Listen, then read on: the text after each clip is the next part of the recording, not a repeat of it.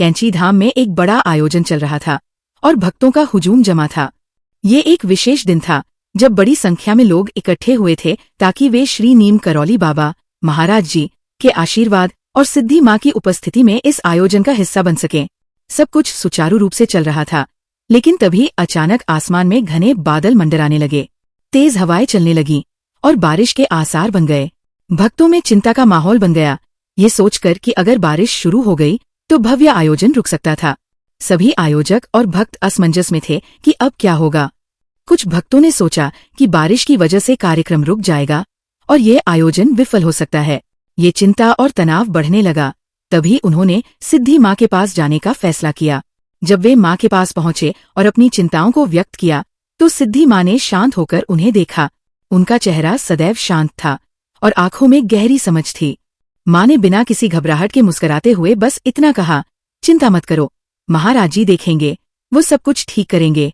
माँ के शब्दों में इतनी शांति और विश्वास था कि कोई भी व्यक्ति जो उनकी बात सुनता वह अपने भीतर एक गहरी शांति महसूस करता। माँ ने बिना किसी उत्तेजना के बस इतना कहा और भक्तों ने उसकी बातों को मन में समाहित किया। माँ के शब्दों में जो ताकत थी वो अवर्णनीय थी, जैसे पूरे आसमान और प्रकृति के साथ वह जुड़ी हुई थी।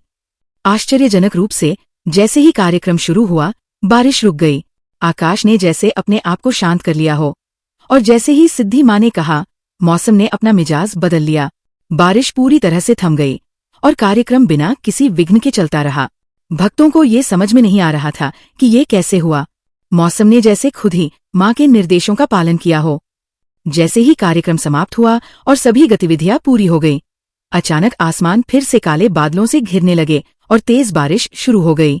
भक्तों ने ये देखा और समझा कि ये किसी साधारण संयोग का परिणाम नहीं था। ये सिद्धि माँ की दिव्य शक्ति और उनके गुरु महाराज जी के आशीर्वाद का ही प्रत्यक्ष रूप था। जैसे ही माँ ने कहा था, वैसे ही प्रकृति ने अपना रास्ता बदला। यह उस गहरी और अविचलित आध्यात्मिक शक्ति का प्रमाण था जो सिद्धि माँ और महाराज जी के बीच मौजूद थी।